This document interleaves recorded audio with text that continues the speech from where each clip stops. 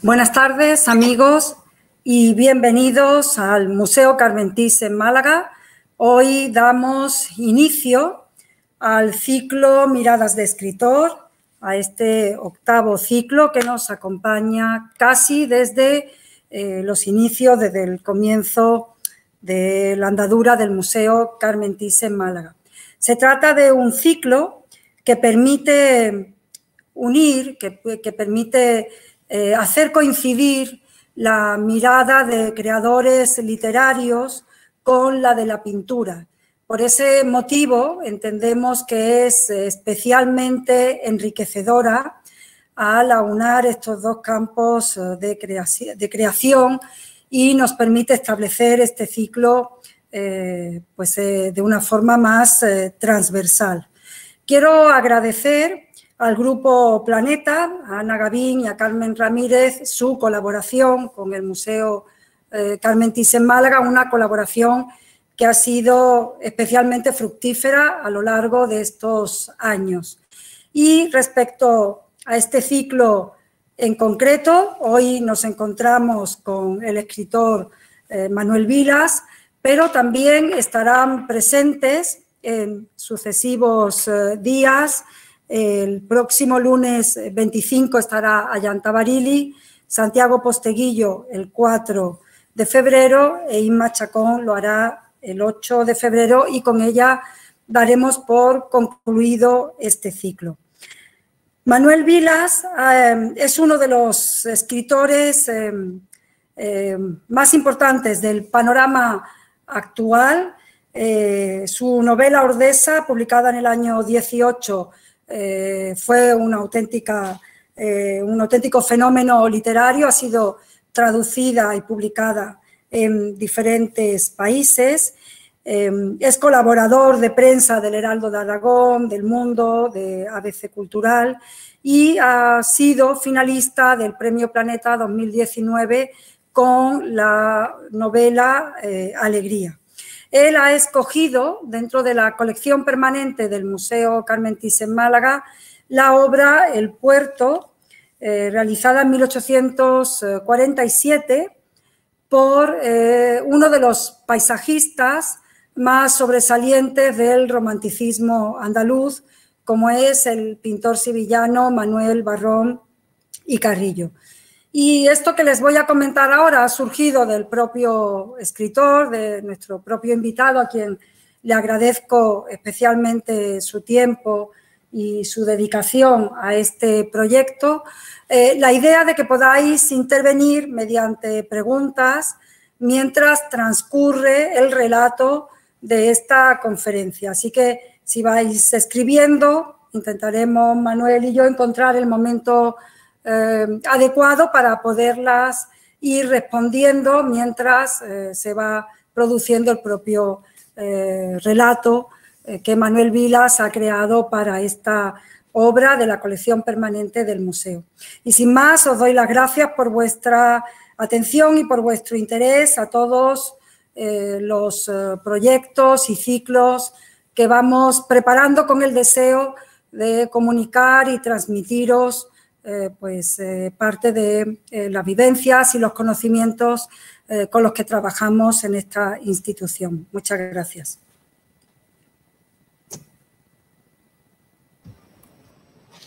Hola, buenas tardes. Soy Manuel Vilas y querría comenzar agradeciendo a Lourdes Moreno sus palabras y su hospitalidad en el museo, y agradecer también a esta iniciativa del Museo Carmen Thyssen de aunar literatura y pintura. Estoy muy contento de estar aquí y bueno, voy a intentar explicar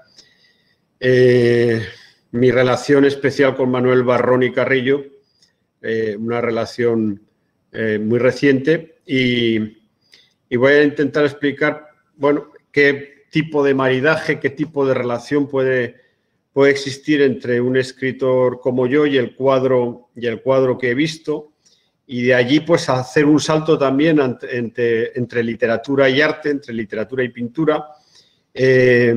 También decir a las personas que me están viendo cómo mira un escritor el arte, cómo mira una mirada lateral, una mirada inesperada, una mirada, claro, la mirada, yo soy escritor, no tengo una mirada académica, no tengo una mirada profesional, tampoco tengo una mirada inocente sobre el cuadro que he elegido, ¿no? Es probablemente una mirada muy interesada, una mirada incluso un poco desquiciada, incluso un poco desesperada. Pero en cualquier caso es la mirada de mi mirada, ¿no? La mirada de un escritor. Hay una serie de cuestiones que sí voy a decir enseguida, que es lo que yo miro siempre cuando estoy delante de algo que me emociona o me llama la atención. Y es esto, Manuel Barrón y Carrillo. Ya de entrada la contundencia del apellido se me presentó ante mí como diciendo, estoy aquí, soy Manuel Barrón y Carrillo.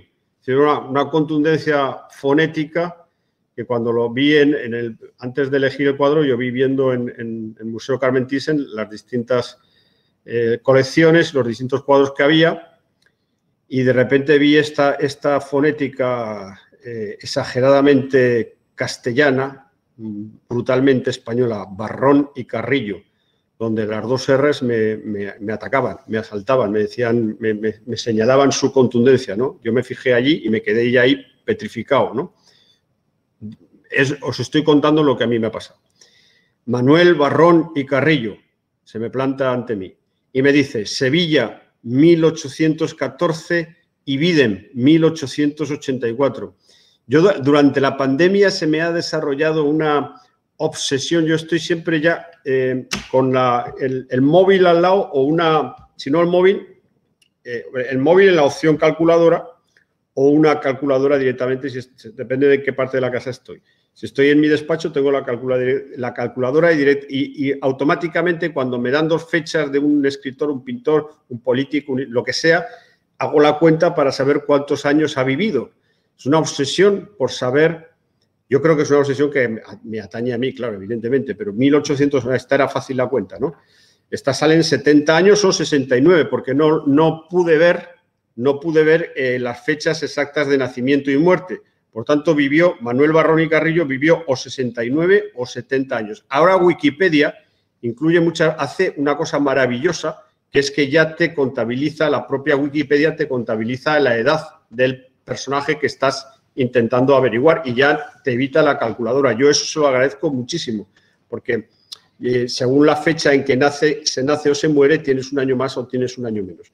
Entonces, yo no sé si Manuel Barrón y Carrillo vivió 69 años o vivió 70. Esta duda me va a quedar porque no he conseguido despejarla mirando en otros sitios de la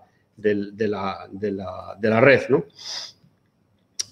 Automáticamente la pregunta que me hice fue cómo debió de ser esa vida que duró 70 años. Esta es otra obsesión mía, que yo cuando veo la vida de un artista, de la naturaleza que sea y del ámbito cultural o artístico que sea, automáticamente pienso en cómo fueron ocupados esos años de su existencia, ¿no? Y entonces la pregunta que me hice es, ¿cómo debió de ser esa vida que duró 70 años?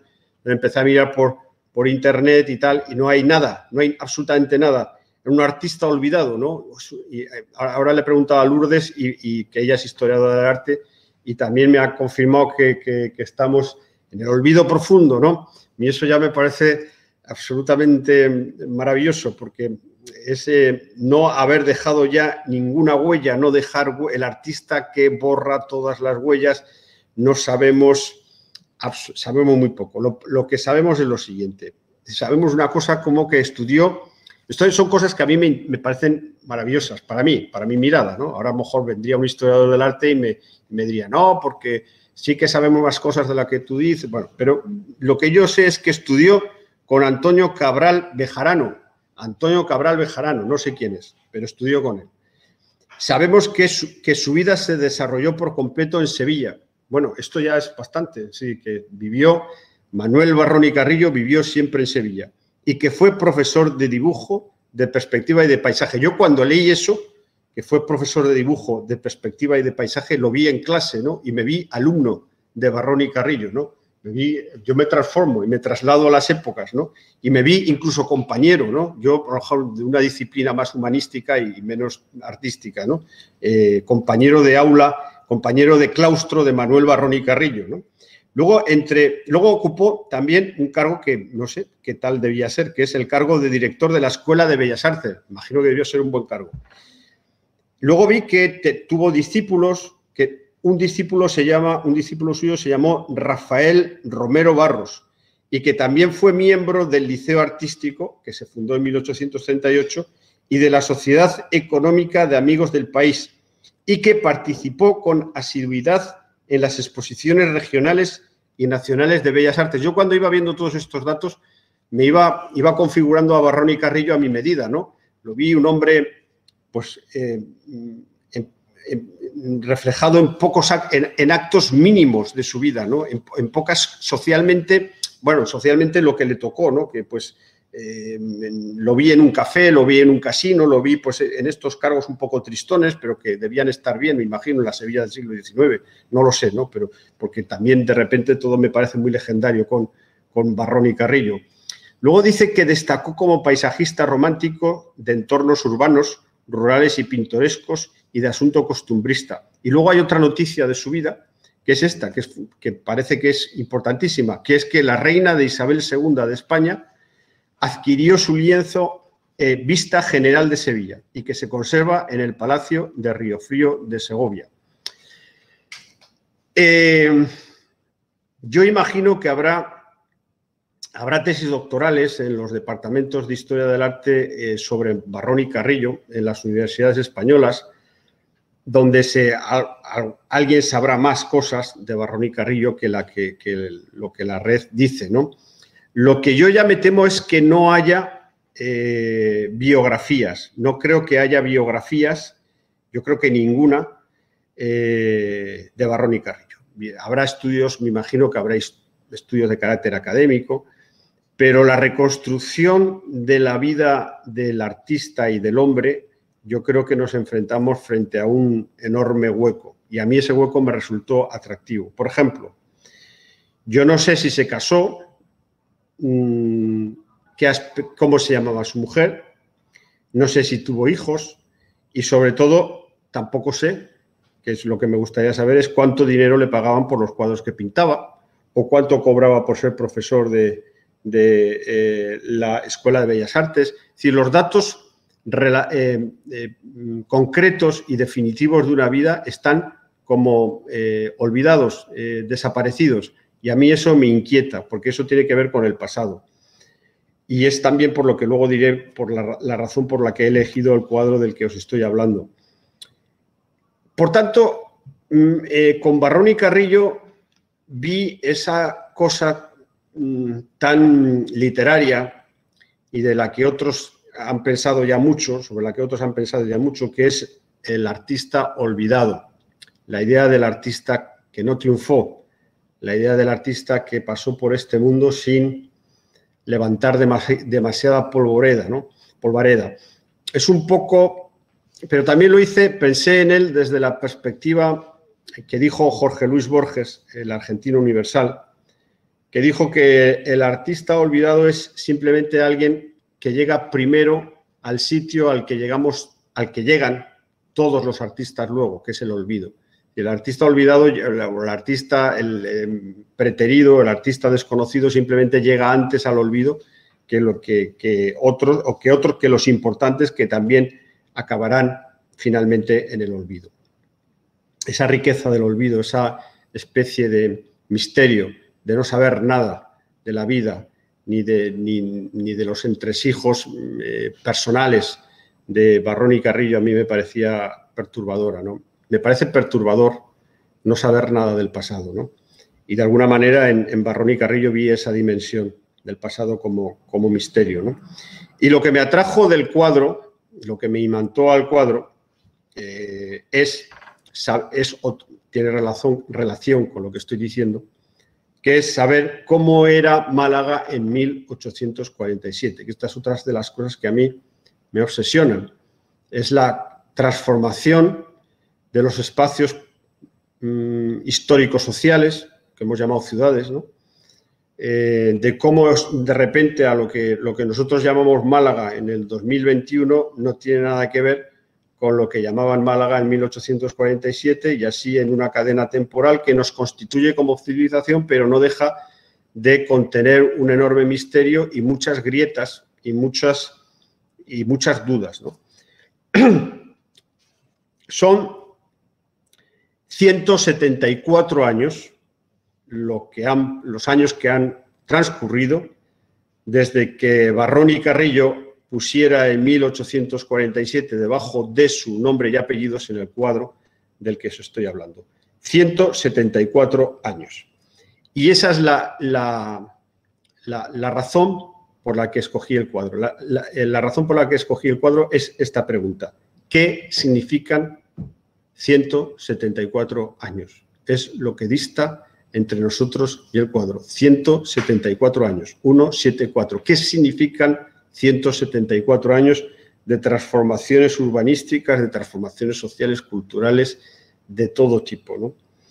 Ese es el mensaje profundo que a mí me comunica este cuadro. Cómo fue la creación de una ciudad, cómo se crean las ciudades, quién fue el primer malagueño, el primer madrileño, el primer romano, el primer parisino, quién fue el primero que vino a una ciudad y dijo, esta ciudad, ya sé que puede haber que los acercamientos históricos son muy poderosos en esto, pero hay algo íntimo que a mí en mi discusión, mi pequeña reflexión con el tiempo, que me hace pensar eso, ¿no? ¿Quién fue el primero que llegó aquí y cómo era esta ciudad? Pues eso, hace 174 años. Os invito entonces a mirar al cuadro pensando en eso, en que el cuadro os diga y os explique qué significan 174 años, el misterio del tiempo. El cuadro nos plantea el misterio del tiempo. Curiosamente, mientras me pasó otra cosa bien graciosa, que es que mientras preparaba esta charla, vi de manera azarosa, estas cosas medio mágicas que a mí me ocurren, vi en un canal de cine español que tengo por estar abonado a Movistar, tengo un canal de cine español en una buena tarifa que tengo, y vi una película de Marisol que se titulaba Un rayo de luz, que es una película de 1960. Es decir, una película de hace 60 años, está reciente. Distamos 61 años con la película Un rayo de sol de 1960, cuya historia comienza en un internado de monjas de Málaga, lo que permite al director de la película, que fue Luis Lucía Mingarro, filmar panorámicas de la Málaga de 1960. Entonces yo estaba preparando esta charla y de repente veo Un rayo de luz, la película de Marisol de 1960, y aparece panorámicas de Málaga de 1960. Me quedé pasmado con lo que vi, con lo que salía de cómo era Málaga.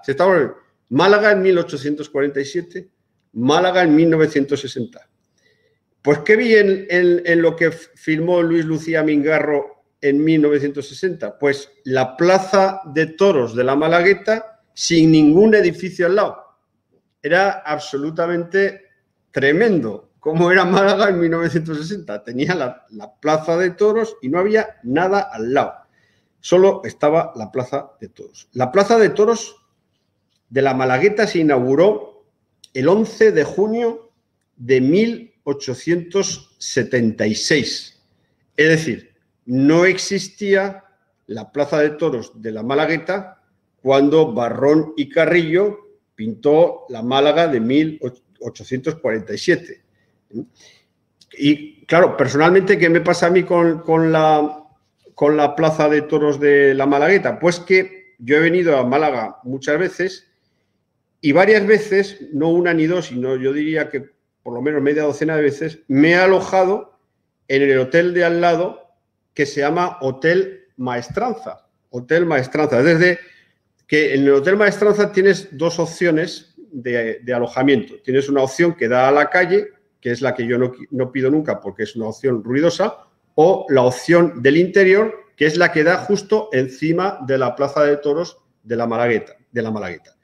Hasta tal punto yo me confundí. Luego yo escribí un artículo sobre un viaje a Málaga y confundí, y enseguida me lo hicieron ver, Como yo me estaba alojando en el Hotel La Maestranza, por un error llamé a la Plaza de Toros de Málaga La Maestranza, confundiendo con la Plaza de Toros de Sevilla, ¿no? Por error del nombre del hotel, ¿no?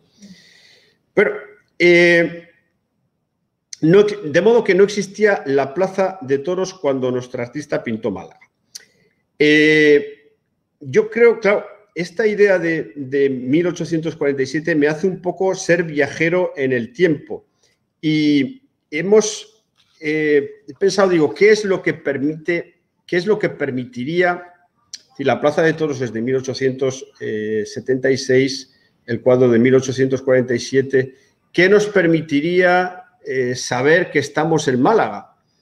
En un momento y en otro, en cualquier momento desde 1487. Que en 1487, yo estoy, perdón, 1487 es que voy ahora a una fecha importante en mi abismo sobre el tiempo, que es la construcción de la Catedral de Málaga. Porque claro, en el cuadro de Barrón y Carrillo, ¿cómo sé yo en el cuadro de Barrón y Carrillo que es Málaga, ¿no? La Plaza de Toros no está todavía por la catedral. La catedral y la Alcazaba, evidentemente. La catedral, la Alcazaba y el mar.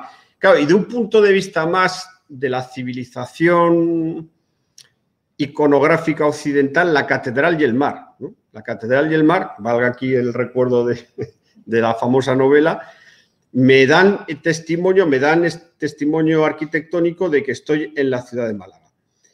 De la misma forma, pensé, un malagueño o malagueña que viviera en 1847 y que viajase en el tiempo a la Málaga de enero de 2021, ¿cómo averiguaría este viajero en el tiempo, un viajero de 1847 que está en la ciudad de Málaga? Pues sería por la catedral, la Alcazaba y el mar. Sobre todo, específicamente yo creo que la catedral sería el que diría, esto es mi ciudad, porque todo lo demás está cambiado. Todo lo demás no sabría en qué ciudades se encontraba. Parece, en mi manera de ver, que la catedral serviría para orientarse. Parecen en ese sentido las catedrales, parecen como una especie de lugares mágicos que nos recuerdan el nombre de las ciudades en las que estamos o que son fundadoras de ciudades, ¿no? Y en este caso el mar, las dos cosas, los dos pilares para saber que estamos en Málaga. Es un laberinto metafísico entre tiempo y arquitectura, ¿no? El que me estoy queriendo meter en este instante, ¿no? El inicio de la fotografía, otra cosa que a mí también sí, porque en realidad, como digo, la creación, la construcción de la Catedral de Málaga es de 1487. La Alcazaba no la he tenido tanto en cuenta. Desde el punto de vista iconográfico y pictórico me ha podido muchísimo más la catedral. Y yo creo que Barrón y Carrillo también tenía, yo creo que él vio también en la catedral el quicio, el mar y la catedral, las dos cosas. El símbolo más claro y más evidente de apelación a la ciudad de Málaga, ¿no? El inicio de la fotografía se produce en 1838 con los famosos daguerrotipos. Antes de la fotografía, solo la pintura representaba la luz cayendo sobre las cosas y los seres humanos. Eso es lo que hemos llamado pintura, es a la caída de la luz sobre las cosas, sobre los seres y las cosas. Eso es lo que, de mi punto de vista, es lo que estoy hablando desde mi personal. Para mí, pintura es la representación de la luz cayendo sobre las cosas, sobre los seres humanos, sobre la naturaleza, sobre la realidad. Eso es lo que es para mí la pintura. ¿Y qué es para mí la fotografía? Lo mismo, es la luz cayendo sobre las cosas. Pero la narración de la luz cayendo sobre las cosas tiene un antes y un después de la fotografía. Antes de la fotografía, solo la pintura daba noticia, daba narración de cómo es la caída de la luz sobre las cosas. Después de la fotografía ya accedemos a un conocimiento de la luz cayendo sobre las cosas de una forma muchísimo más precisa, ¿no? Pero antes de la fotografía, solo la pintura nos decían cómo eran las cosas, cómo eran las cosas que fueron. El colmo sería que el cuadro de Barrón y Carrillo tuviera una puerta y pudiéramos entrar en él y pasear por la Málaga de 1847 y visitar todas esas casas que se ven en el cuadro, ¿no? La divagación o la preocupación más bien por la existencia del pasado, por afirmar el pasado, en mi caso, esta obsesión por el abismo del pasado, tiene que ver con una perspectiva muy de escritor que ocurre en mis novelas, que ocurren tanto en Ordesa como en Alegría, que es la noción de pasado, presente y futuro, que es consustancial a la vida humana. Entonces, 1847 es el pasado de Málaga, que lo vemos en ese cuadro. 2021 es el presente de la ciudad de Málaga, que es el que estamos ahora todos, los que me estáis oyendo, y yo mismo estamos metidos en el 2021. Pero para que el pasado y el presente existan, debemos afirmar el futuro. Entonces yo me he hecho con mi calculadora otra cuenta, que es 2021 más 174. Los años que restan son 174 los que distan desde el 2021 al 1847 del cuadro. ¿Cómo será? La pregunta es, ¿cómo será Málaga en el año 2195? ¿Cómo será Málaga en el año 2195? Es decir, si todos los brutales cambios que cualquiera que observe el cuadro de Barrón y Carrillo y lo compare con la ciudad de Málaga actual, todos esos enormes cambios, con los gigantescos cambios que ha habido, ¿cómo serán si pensamos la Málaga de 2195 con respecto de la Málaga en la que estamos viviendo en este 2021?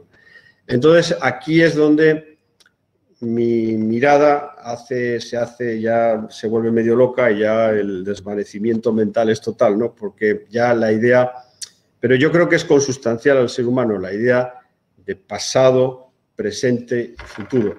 Ya pensar en el 2195 puede parecer un acto de ciencia ficción, pero yo necesito pensar, para afirmar mi presente, necesito pensar que ha existido un pasado y necesito pensar que va a existir un futuro. Para que exista este presente de 18 de enero de 2021, necesitamos que exista el pasado y el futuro. Si la cadena de pasado, presente y futuro no existe, la realidad tampoco existe. Este es el laberinto temporal que en el que a mí me sume la pintura de Barrón y Carrillo, pero hay más cosas. Más cosas que tienen que ver con el abismo del tiempo, que es el que os estoy intentando contar. Las casas que se ven en el cuadro. Esas casas a mí me inquietan mucho, porque después de ver la película de Marisol en la tele, en mi super contrato de Movistar, vi otra película, es que era cine español. Entonces, después de la de Marisol, vi Los otros, de Alejandro Amenábar.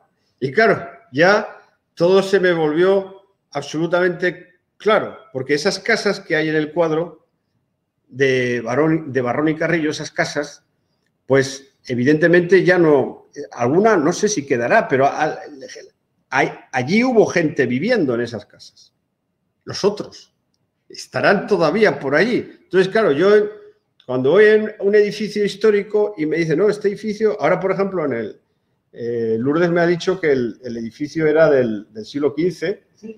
Claro, yo cuando me dicen, ya automáticamente pienso en la película Los otros de Amenábar. Y claro, la película Los otros de Amenábar es distintas generaciones de fantasmas que tienen que convivir en los edificios históricos. Pero, ¿qué hay detrás de eso? La película es una película de fantasmas. Pero más allá de los fantasmas, humanicemos los fantasmas. ¿Qué son los fantasmas? Los fantasmas no es más que la dimensión temporal de los seres humanos. Es decir, una casa que tiene 300 años, pues no tantos, una casa que tenga 150 años, pues es evidente que esa casa albergó distintas generaciones de familias. Yo a veces he pensado, una de las dificultades que he tenido yo siempre para comprarme un piso de segunda mano es pensar en que hay fantasmas. Claro, la gente que se quedó viva, que vivió allí, ¿no? Únicamente los pisos nuevos es donde no te vas a encontrar fantasmas. Pero la huella, ¿qué es un fantasma? La huella espacial que dejamos los seres vivos cuando pasamos por este mundo. Y eso en la película de Amenábar se ve perfectamente, ¿no? Es decir, en realidad es una aspiración. Evidentemente no dejamos nada, evidentemente no hay fantasmas, ¿no? Pero es una aspiración humana de pensar que los seres humanos nos impregnamos de los tabiques y de las piedras y de los ladrillos en donde nuestra vida ocurrió, en los edificios donde nuestra vida ocurrió. Entonces, claro, yo veo esas casas de Barrón y Carrillo y pienso que allí viviría gente y que esa gente que vivió allí, pues fue feliz, fue desgraciada, vio la vida, vio la muerte, lo vio todo en esas casas, y esas casas, el espacio que ocupan esas casas ya no estarán, pero alguna puede ser que sí, dieron lugar a otros edificios. Los fantasmas se quedaron en la remodelación de los edificios, porque los fantasmas no se asustan de los albañiles, se van quedando y van intentando aguantar como aguantan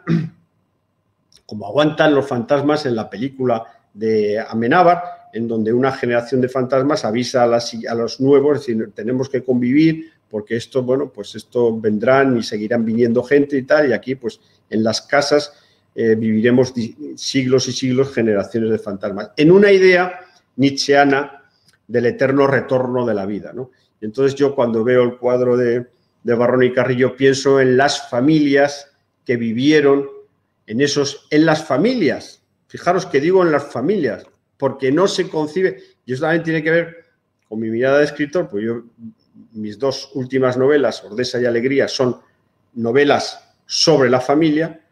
La forma de vida occidental es la forma de, ¿cómo explicar? La forma social y humana de concebir la vida es a través de las familias. Si yo veo esas casas, veo familias viviendo en esas casas. Más cosas. Para seguir explorando este abismo del tiempo y la familia, porque ahora realmente ya también me he metido en el tema de la familia a través de esas casas de allí, ¿no? Hace más de cosa de un año, mi destino de escritor ambulante me llevó a la ciudad francesa de Burdeos. En Burdeos murió el pintor aragonés Francisco de Goya un 16, yo soy aragonés, un 16 de abril de 1800. Bueno, yo soy aragonés y claro, si yo voy a un sitio donde el aragonés más ilustre murió, pues evidentemente es evidente que se me va a aparecer el fantasma de Goya, eso está clarísimo, ¿no?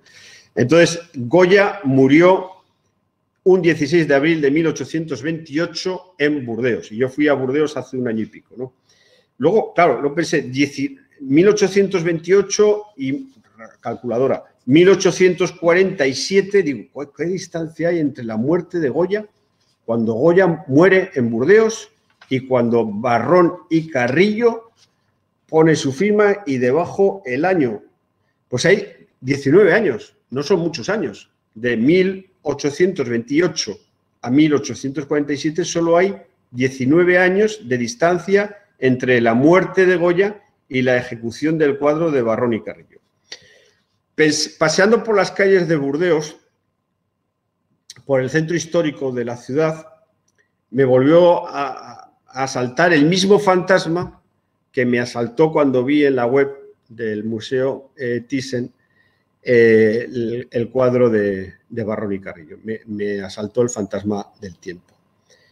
Pensé en Goya y en cómo sería la ciudad de Burdeos cuando Goya vivió en ella. ¿Cómo era Burdeos en 1828? ¿Cómo era Málaga en 1847? Pero yo estas preguntas las hago interesadamente, porque dentro de 150 años espero que alguien diga cómo era el Pozuelo de Alarcón en que vivió Manuel Vilas, que soy yo. Entonces, ¿por qué interrogamos al pasado para que exista el pasado? ¿Por qué demonios me importa a mí Goya en 1820? ¿Por qué voy yo asustado por las calles de Burdeos? ¿Por qué demonios tengo que ir asustado yo por las calles de Burdeos en 2020 o 2019 cuando estuve en Burdeos pensando en el Burdeos de 1828 y en el Burdeos de Goya? Pues porque si no existió Goya en Burdeos, tampoco existo yo en Málaga, ni en Burdeos, ni en Madrid, ni en ninguna parte. Este es el laberinto conceptual, metafísico y filosófico del tiempo y que aparece en mis novelas a través de la historia de mi familia. Bueno, pues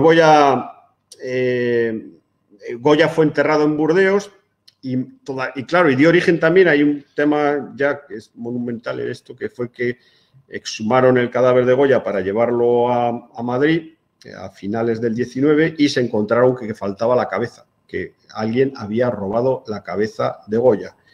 Luego parece ser que ahora en Burdeos han encontrado el cadáver de Montaigne y junto al cadáver de Montaigne, esto ya es una cosa surrealista aragonesa, yo creo que esto tiene que ver con el carácter de que Goya fuese aragonés. La cabeza, han encontrado al lado del féretro de Montaigne una cabeza que alguien ha dicho que es la cabeza de Goya.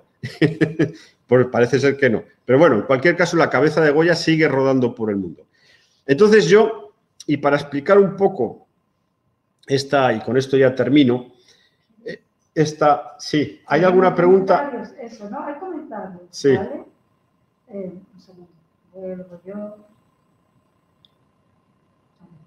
Sí. Hay comentarios que no son preguntas, pero ahora, a ver, aquí. Sí. ¿Vale? Bueno, como habíamos dicho que había permiso para interrumpirte, son comentarios. Al principio, bueno, te daban el agradecimiento por estar aquí, tanto Milena como Teresa, ¿vale? Luego, Lula ha comentado que prefiere fantasmas a saber que ha habido muertes violentas. Y Teresa ha dicho que hacía tiempo que no se reía tanto por pues, todo este hilo que has establecido. Y dice, bueno, pero ahora en San Telmo hay una exposición dedicada al Monte Urgul de Donostia y hay que pensar que las representaciones nunca son fidedignas. Eso lo comenta Lula también, ¿vale? Y hasta ahí. Es donde hemos llegado con esos comentarios que dijimos que íbamos a potenciar, ¿no? O a escuchar o a transcribir. No, preguntas no. Hay comentarios a lo que tú vas diciendo, ¿vale? Bien. Bueno, por lo menos la gente, por lo que me cuentas, los comentarios son, la gente se está entreteniendo con lo que voy diciendo. Bueno, entonces yo escribí un poema que se titula Goya en Burdeos, que de alguna manera yo creo que resume un poco toda esta experiencia del tiempo a través de la pintura y a través de las ciudades, ¿no? Y dice lo siguiente, Goya en Burdeos. Acabo de salir de mi hotel y camino sin rumbo por esta otoñal ciudad francesa llamada Burdeos. El pintor aragonés Francisco de Goya murió aquí, hace ya 190 años. Es mucho tiempo, casi 2 siglos. Todo es distinto hoy. Las calles, las casas son diferentes. Diferentes los atuendos, el calzado, la higiene, las costumbres, la moral y la política. Diferentes las camas de las casas, diferentes los armarios, las mesas, los manteles, la luz de las alcobas, las sábanas, los colchones, la ropa interior, las alpargatas, el jabón, las cortinas. Diferentes los vasos, la vajilla, el agua de fregar. Diferentes las escaleras y las ventanas. Diferentes las posadas, el vino, la comida. Diferente el dinero, las armas, la ley, el amor, el placer y el lujo. Diferente incluso la miseria, la enfermedad y la muerte. Solo una cosa no ha cambiado y es la misma. La angustia y el vacío que Francisco de Goya sintió como hombre son los mismos que estoy sintiendo en este instante. Bueno, pues este poema, de alguna manera, concluye un poco todo lo que, como he podido, os he querido contar aquí a través de esta pintura de Barrón y Carrillo. Hay más cosas que también, bueno, que querría añadir. La idea de lo que ya habéis visto en el poema, que es la idea de lo que cambia y la idea de lo que permanece. Las cosas que permanecen son las que buscamos obsesivamente. Y en esa ciudad de Málaga que pintó Barrón y Carrillo, pues bueno, yo he querido buscar lo que permanece. Fijaros que lo que permanece, pues es un poco, yo diría que casi es el mar lo que permanece, ese teatro casi universal, inalterable, la presencia de los elementos físicos, ¿no? El mar sería uno de esos lugares, ¿no? También la figura humana. También me he fijado mucho en esos seres humanos que hay allí, que parecen más bien prototipos, parecen más bien tipos que no personas, ¿no? Pero hay otra cosa que es una pregunta terrible, y esta ya tiene que ver más con el orden histórico, que es ¿por qué? Claro, yo como escritor me la tengo que hacer. ¿Por qué Barrón y Carrillo no es más importante? ¿Por qué la pintura española del siglo XIX no es más famosa? ¿Qué es lo que hace a un artista convertirse en un artista? ¿Qué es la importancia y qué es la intrascendencia? ¿Qué es lo trascendente en arte y qué es lo intrascendente? ¿Por qué Barrón y Carrillo no sale del olvido? Hombre, evidentemente no estamos aquí hablando de él, lo estamos sacando del olvido, pero no. Barrón y Carrillo no es un referente universal del arte, no es Pablo Picasso o Delacroix o Goya o quien queráis que cite, ¿no? A mí este cuadro me produce una enorme emoción y, claro, me lleva a convocar esa idea de la civilización occidental, esa idea que distingue entre lo relevante y entre lo irrelevante.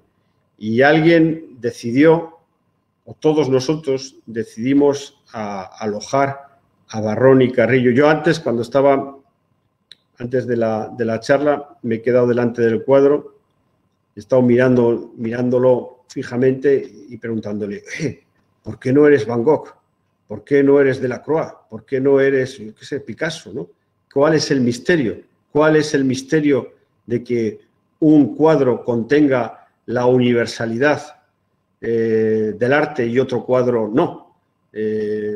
Quizá a lo mejor habría que cambiar los nombres. Eso que hemos llamado costumbrismo no le hace ningún bien a la pintura histórica española del XIX. Tendríamos que cambiar el nombre porque a mí, claro, a mí que un pintor sea costumbrista, a mí me parece un acierto, porque yo soy si el costumbrismo es pintar y reflejar la realidad histórica de un momento determinado, eso es posmoderno. Fijaros lo que digo, eso es posmodernidad, porque fijar el presente, tratar de reflejar lo que nos está pasando, es algo absolutamente, por lo menos, hipermoderno. Y si el costumbrismo, claro, había una cosa en el costumbrismo que es donde, a mi juicio, se puede producir el error, y Lourdes, que sabrá más que esto, me podrá aclarar, es que a veces el costumbrismo es un realismo descafeinado, es decir, es un realismo reducido a la idealización o a la poca significación, a la poca verdad histórica, ¿no? Es un costumbrismo pues, que sería, ¿cómo decir?, tipificado, sin expresividad, ¿no? Caducado de alguna manera, ¿no? O convencional, ¿no? Pero si fuéramos capaces de cambiar la palabra costumbrista por la palabra realista, o por al menos un sentido del realismo, y viéramos en la pintura, en lo que se ha llamado en la pintura del 19, en vez de costumbrismo, un inicio de realismo, yo creo que le haríamos bien a todo este tipo de pintura para modernizarla en su apreciación, para darle ahora una dimensión más cercana a la sensibilidad. La palabra costumbrista es una palabra que encierra algo peyorativo. En cambio, la palabra real, porque el costumbrismo lleva dentro el realismo, me parece una palabra más acertada para distinguir o para calificar este tipo de pintura. En cualquier caso, a mí el cuadro me produce una honda emoción y ojalá que esa emoción os la haya sabido transmitir a vosotros, y que cuando veáis esta pintura otra vez, pues veáis allí el misterio y el abismo del tiempo, que es lo que yo he sabido ver en este cuadro. Pues muchísimas gracias. Bueno, muchísimas gracias a Manuel Vilas por esta conferencia que nos ha traído y llevado a lo largo del tiempo, y también a nuestro público que ha estado atento con interés, siguiendo todos tus puntos de vista y tus aportaciones. Hay comentarios. Bueno, me voy a quitar la mascarilla porque se va a entender mejor, ¿no? Por cuestión de sonido. Milena comenta: muy rico el punto de vista de Manuel, y pregunta: ¿cómo podemos escribir narraciones atractivas para la pintura? ¿Cómo acercar, por ejemplo, Tintoretto al público contemporáneo? Gracias, Milena, periodista en Venecia. Bueno, yo creo que Tintoretto ahora no lo tengo en la cabeza, pero yo creo que se trata de que una persona, los escritores, bueno, pues un escritor mira un cuadro y se trata de que lo cuente en clave literaria, con lo que está viviendo él, ¿no? Yo lo que he hecho con el cuadro de Barrón y Carrillo ha sido, pues bueno, entremezclarlo con lo que estaba viviendo, confundirlo con mi propia vida y confundirlo también con mi visión de las cosas, ¿no? Con los fantasmas que te persiguen, ¿no? Actualizarlo de alguna manera, que te diga cosas nuevas, ¿no? Hombre, claro, yo Tintoretto no lo sé, pero claro, lo que planteaba el cuadro de Barrón y Carrillo para mí es un tema muy querido, porque es un tema que llevo yo en mi literatura, que es ese, ¿no? El tema del abismo del tiempo, la transformación de los espacios. Esa es una cosa que a mí me obsesiona muchísimo. Fíjate, yo ahora cuando voy a veces a Barbastro, a mi pueblo, veo cualquier persona que tenga una cierta edad ha visto la transformación de los espacios, ¿no? Cómo lo que era un bar se convirtió en una zapatería, de una zapatería pasó a, yo qué sé, a una librería, de una librería, bueno, que se quedó en una librería, vamos a hacerlo ahí. Entonces, esa transformación continua de los espacios, esas nuevas significaciones de los lugares, no sé, lo que quiero decir es que podemos ver que el arte nos diga cosas de lo que nos hable sobre lo que estamos viviendo ahora, ¿no? Que es lo que he hecho yo con Barrón y Carrillo.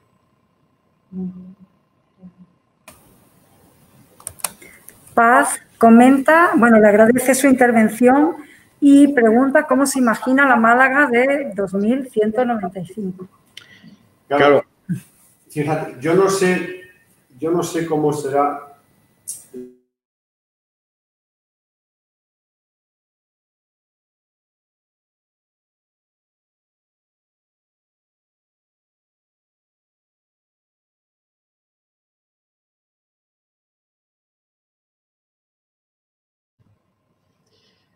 Respecto a la pregunta de la Málaga en 2195, es una especulación, es una hipótesis, claro.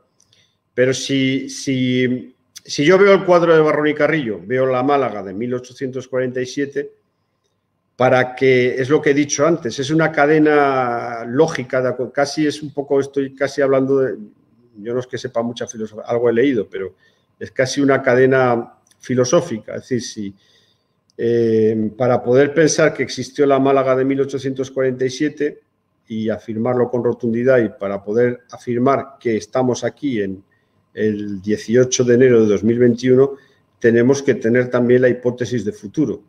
Tenemos que pensar que va a existir la Málaga. No, yo estoy convencido, casi es una apuesta personal, ¿no? Yo creo que la raza humana hemos venido aquí para estar muchísimo. Yo no soy para nada apocalíptico, yo creo que llevamos la supervivencia en el código genético, y habrá una Málaga como habrá un Occidente, un mundo, probablemente habrá cambiado muchísimo, pero existirán los seres humanos en el 2195 y existirá la ciudad de Málaga, que se seguirá llamando Málaga, y nos estarán viendo, y probablemente vendrá un conferenciante a hablar de cómo era Málaga, la Málaga de la pandemia en el 2021, y nos estudiarán y pondrán sus PowerPoints y saldremos todos con mascarilla y nos dirán cómo éramos y lo que hacíamos y lo que vivíamos, ¿no?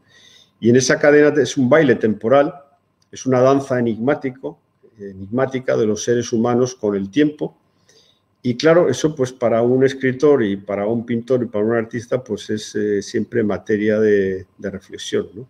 Pero yo esa danza casi la veo como algo muy próximo, y a veces incluso en momentos un tanto delirantes, pero que yo los tengo, a veces tengo incluso la sospecha de que ya este momento histórico que estamos viviendo ya ha ocurrido. Esto casi es un poco borgesiano. Es decir, alguien nos está ya rescatando de la muerte y nos está volviendo a la vida. Estamos siendo, esto parece un poco de ciencia ficción, ¿no? Pero es también un poco ahondar en la idea del eterno retorno de lo mismo de Nietzsche, ¿no? Estamos volviendo otra vez a la vida a través de quienes nos piensan en el 2195, en el 2700, en el 3000 y pico, en ese sofoco orgiástico casi, que es el paso del tiempo, y que es esa relación muy complicada de los seres humanos con el tiempo, porque si hay una manera de definir la vida humana es como tiempo. Los seres humanos somos tiempo. Adela, no. Me conecto. Adela pregunta, comenta y pregunta: la memoria pictórica y la memoria literaria son muy diferentes. ¿Usted construye memoria o solo la narra? Gracias. Pues yo me imagino que, claro, yo he mezclado aquí de una manera, imagino que para alguien que sepa mucho de historia del arte, pues yo he juntado aquí, probablemente de una manera ingenua, relato literario y representación pictórica, ¿no? Sí tenemos, yo creo que el arte y la literatura sí tienen un denominador común, son disciplinas absolutamente distintas, pero en tanto en cuanto las dos son artísticas, tienen el denominador común, que es la exploración de la vida, y ahí sí coincidimos, y ahí Barrón y Carrillo quiso reflejar la ciudad de Málaga a la altura de 1847, como yo, un escritor español, en mi última novela, En Alegría, pues pinto, hay muchos capítulos dedicados a cómo es la sociedad española en el 2019, que es el año que ocurre la novela. El año que ocurre la novela es en el 2019. Entonces, quien quiera leer mi novela Alegría, verá allí la España de 2019. Quien quiera saber cómo era Málaga en 1847, de manera pictórica, puede verlo en el cuadro de Barrón y Carrillo. Esa idea del reflejo de la vida está tanto, de representación de la vida, está tanto en la pintura como en la literatura. Muy bien. Una pregunta que tiene otro trasfondo. Pensando... A ver, Un segundito. Venga, otra pregunta. Pensando en la Málaga del futuro, comenta Teresa, ¿qué opinión tienes sobre el rascacielos que quieren poner en el puerto? Gracias. No sé si hay informaciones recientes de Málaga. Sí, algo he visto que había, bueno, no conozco, no tengo información suficiente sobre, debe haber alguna polémica sobre, bueno, pues yo me imagino que espero que se confíen al sentido común y al sentido de los expertos y que sean los expertos y quienes saben de esto quienes tengan la última palabra, ¿no? Sí que hay algo que sí debemos pensar al respecto, que sí tenemos una obligación de sacar adelante las ciudades, pero de mantener un legado razonable, que es el mantenimiento de la belleza. Tú no te puedes cargar la belleza. Yo sí he aprendido algo a lo largo de mi vida, es que la belleza es importante. Y lo voy a explicar de una manera muy concreta, que tiene que ver con Ordesa, con mi novela titulada Ordesa. Ordesa es un valle del Pirineo, de la provincia de Huesca, que fue declarado parque nacional en el año 1918. Gracias a esa declaración de parque nacional, en Ordesa no se ha podido construir. Gracias a que no se haya podido construir, la Ordesa que me enseñó mi padre en la década de los 60 es la misma que yo le he enseñado a mis hijos y espero que sea la misma que le enseñen a sus hijos, en una cadena de tiempo que tiene como objetivo salvaguardar la belleza. Y es más, no solo salvaguardar la belleza, sino unir generaciones a través de que vimos, a través de lo visto, de lo que miramos, de que los espacios naturales poderosamente bellos permanezcan en el tiempo para que puedan seguir uniéndonos con las generaciones venideras, en una especie otra vez de arco maravilloso de la memoria humana, ¿no? Eso no nos lo podemos cargar. Si nos cargamos eso, nos habremos cargado la belleza. Entonces, esta idea es importante, ¿no? El mantenimiento de la belleza natural de los espacios, ¿no?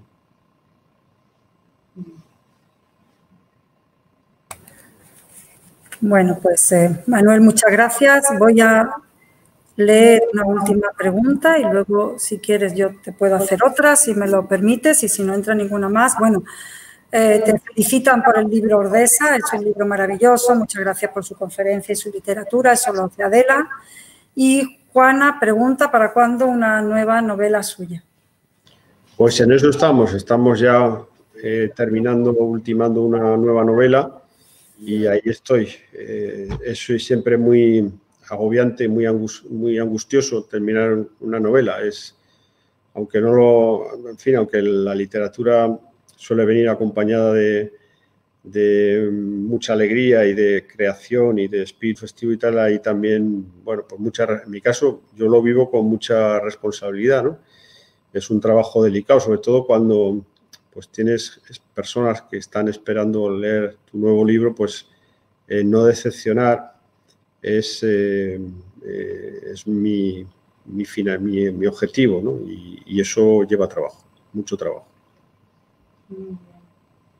Gracias. Y yo quería comentarte, si estoy de acuerdo contigo en esa acepción negativa que acompaña a la palabra costumbrista cuando va referida a la pintura, pero que no es tan así cuando va referida a la literatura. Se aceptan como novelas costumbristas a Benito Pérez Galdós, a José María de Pereda, a Fernán Caballero. No hay ese mismo rango de significado para esa palabra si se refiere a la literatura o a la pintura, ¿no? Quería que ahondaras un poco más, si te parece, en eso.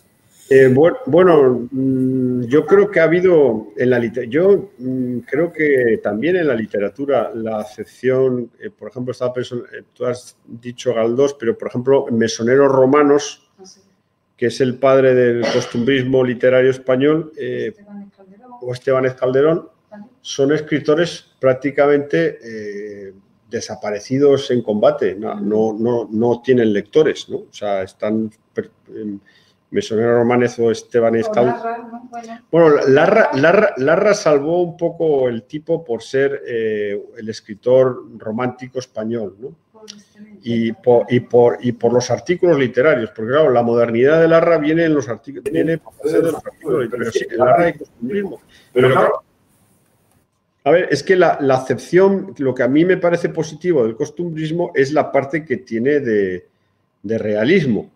Y porque el realismo sí el realismo ocupa un lugar relevante. En estos momentos hay un montón de escritores realistas en España y en el mundo entero.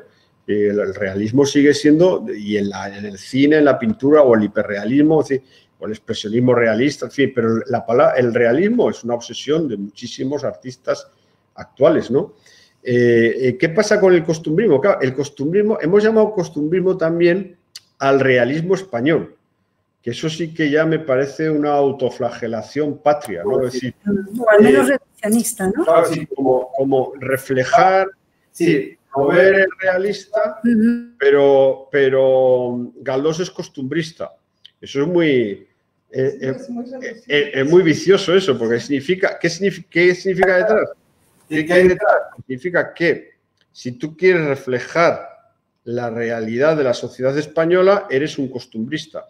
Pero si quieres reflejar la realidad de la sociedad francesa, inglesa o estadounidense, entonces eres realista. Eso significa que lo que ocurre en España no tiene ni siquiera rango de eficiencia artística, ¿no?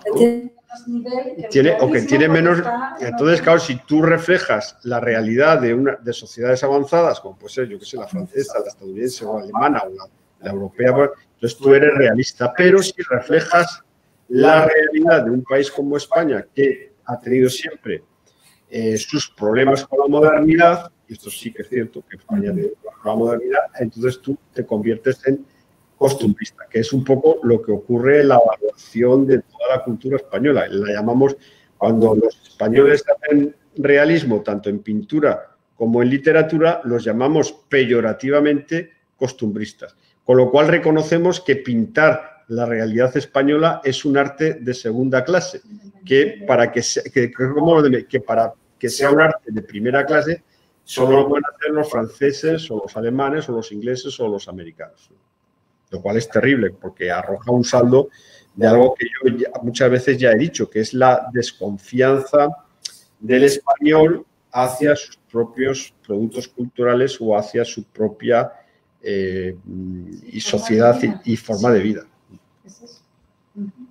Bueno, pues muy interesante. La verdad es que estaríamos debatiendo y compartiendo contigo ideas y opiniones porque es muy enriquecedor. Te damos las gracias por este tiempo tan fantástico, ¿no?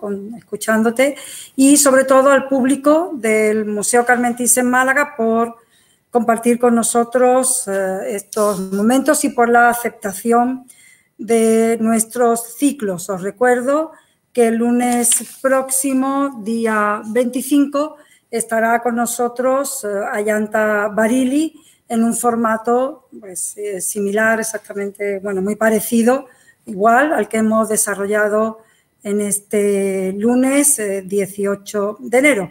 Así que muchísimas gracias a todos y os emplazamos al próximo lunes. Muchas gracias también al Grupo Planeta por colaborar con el Museo Carmen Thyssen Málaga. Gracias. Muchísimas gracias. Muy bien.